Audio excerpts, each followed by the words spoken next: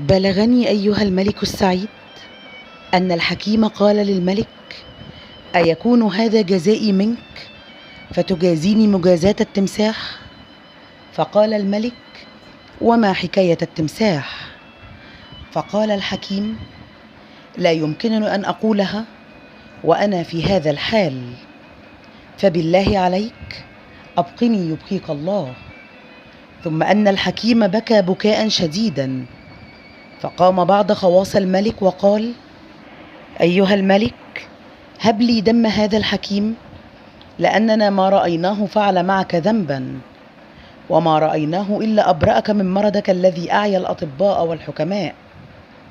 فقال لهم الملك: لم تعرفوا سبب قتلي لهذا الحكيم، وذلك لأني إن أبقيته فأنا هالك لا محالة، ومن أبرأني من المرض الذي كان بي بشيء أمسكته بيدي فيمكنه أن يقتلني بشيء أشمه أو خلف ذلك، فأنا أخاف أن يقتلني ويأخذ علي جعالة، لأنه ربما كان جاسوسا وما جاء إلا ليقتلني، فلا بد من قتله، وبعد ذلك آمن على نفسي.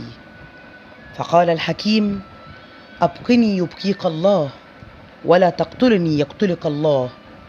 فلما تحقق الحكيم أيها العفريت أن الملك قاتله لا محالة، فقال له: أيها الملك، إن كان ولا بد من قتلي فأمهلني حتى أنزل إلى داري فأخلص نفسي، وأوصي أهلي وجيراني أن يدفنوني، وأن أهب كتب الطب، وعندي كتاب خاص الخاص أهبه لك هدية تدخره في خزانتك.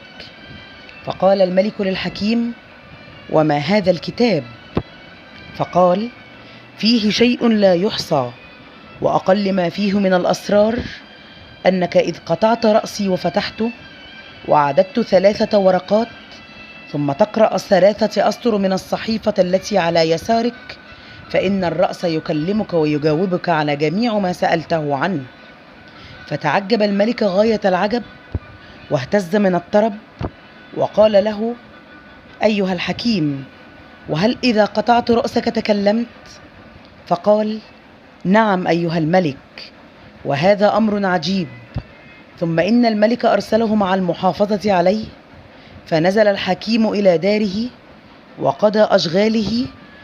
وفي اليوم الثاني طلع الحكيم إلى الديوان، وطلعت الأمراء والوزراء والحجاب والنواب وأرباب الدولة جميعا، وصار الديوان كزهر البستان.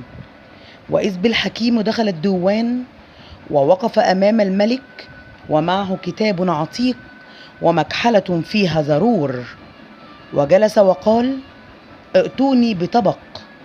فآتوه بطبق، فكب فيه الزرور وفرشه، وقال: أيها الملك، خذ هذا الكتاب ولا تعمل به حتى تقطع رأسي، فإذا قطعته فاجعله في ذلك الطبق، وأمر بكسبه على ذلك الزرور، فإذ فعلت ذلك فإن دمه ينقطع.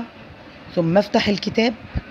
ففتحه الملك فوجده ملصوقا، فحط إصبعه في فمه وبله بريقه، وفتح أول ورقة والثانية والثالثة، والورق ما ينفتح إلا بجهد.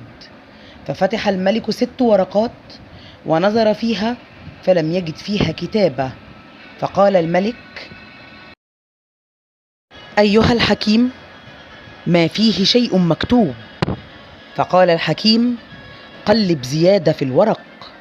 فقلب فيه زيادة، فلم يكن إلا قليل من الزمان حتى سرى فيه السم لوقته وساعته، فإن الكتاب كان مسموما. فعند ذلك تزحزح الملك وصاح وقال: لقد سرى في السم. فلما فرغ رويان الحكيم من كلامه سقط الملك ميتا من وقته. فاعلم أيها العفريت أن الملك يونان لو أبقى الحكيم رويان لأبقاه الله، ولكن أبى وطلب قتله فقتله الله. وأنت أيها العفريت كذلك، لو أبقيتني لأبقاك الله. وهنا أدرك شهرزاد الصباح فسكتت عن الكلام المباح. وبكرة قصة جديدة. تصبحوا على خير.